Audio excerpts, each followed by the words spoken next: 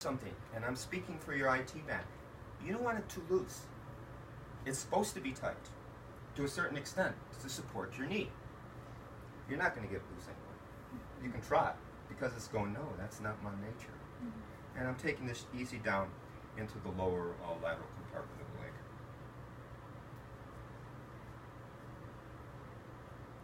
And then addressing the side of the foot. Simple things when coming down, that you want to have this contact here, so it's not bone on bone. So you see the side of his, inside of his leg is supported by his arch of his foot. So it can take pressure, right? It's not bone on bone. Is that okay? That's awesome.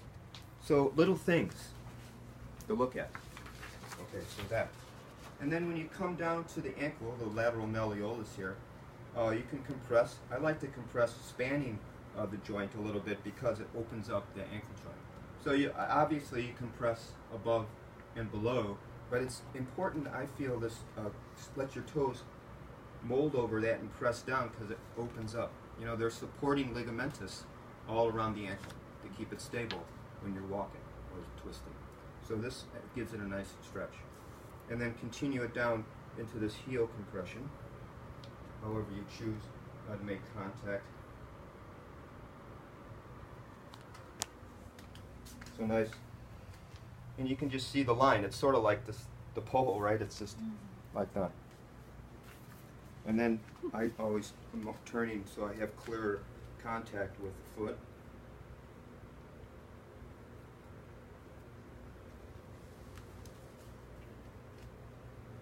Right? Easy. Okay. And then we're going to come and do the other side. So just relax. Relax, baby breath.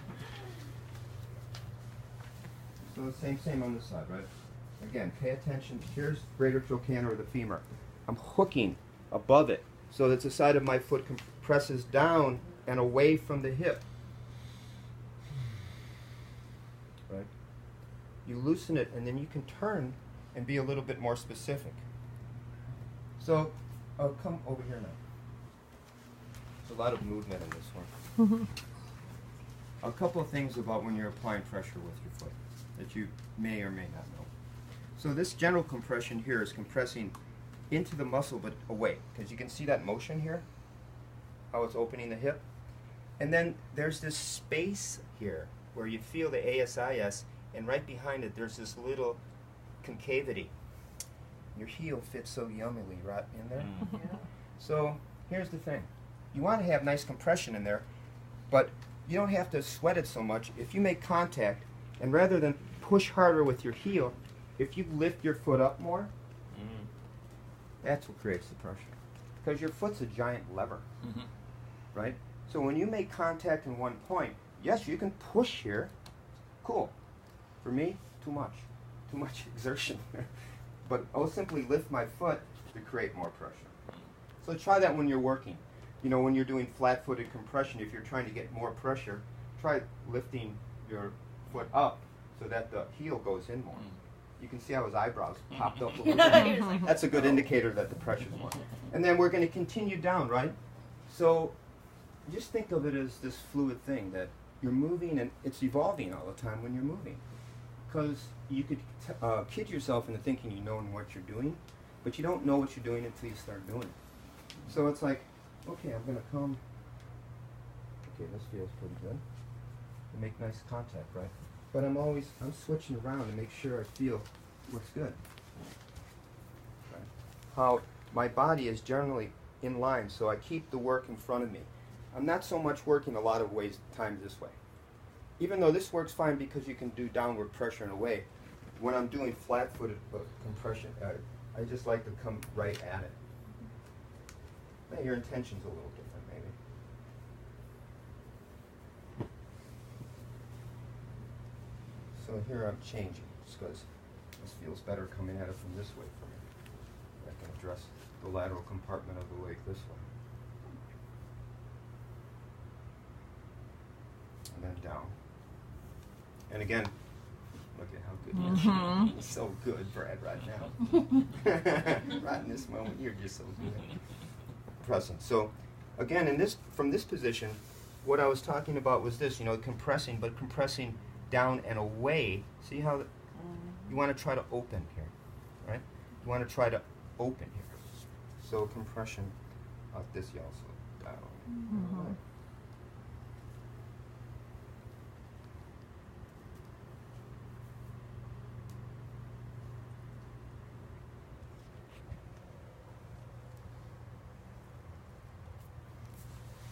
Okay, so now, since we lulled them into a sense of complacency, we'll bring them.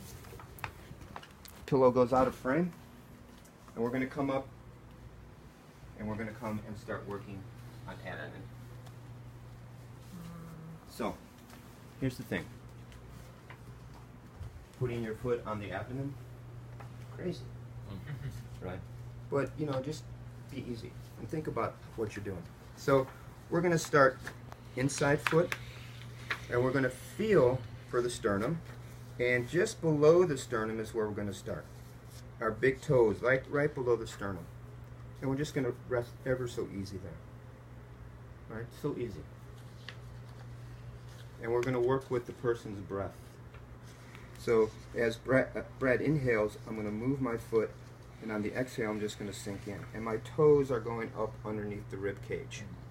Because fascially, that's where the diaphragm gets caught the most. And you're only going in as much as their breath allows you to. Meaning, you know, this is a vulnerable area, and now we're stepping on it. You want to make sure that you're cautious about how you're applying pressure. And if you're just going with their breath, that gives them a sense that they are indeed in control, and they can relax a little bit more. So the toes are dressing up underneath the rib cage, and then as I get to this below the rib cage, I'm just turning my foot.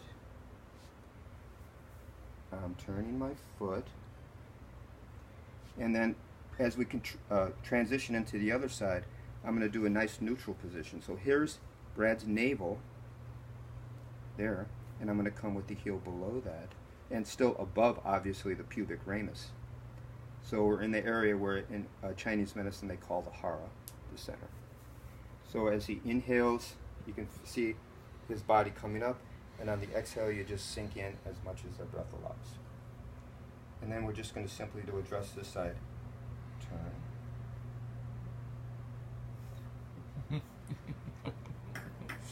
Let's do that again, Brad. Inhale. Get them eyebrows up as high as you can. Up higher, higher. Up. Okay, so this is a pivot, and then we're just simply going to come like this. Inhale, please. And exhale. Easy up underneath the rib cage. And again, I emphasize only as much as their breath allows. So you're working with their breath continually as you're working on their abdomen. And then we're going to finally end where we started, right? And then the transition from this up into the arms, which we'll do after lunch, is just moving up a little bit, and then a little stabilization. Inhale, please. On the flat sternum. Because then from there, we're going to transition into the arms. Okay, thank you. So we'll try that.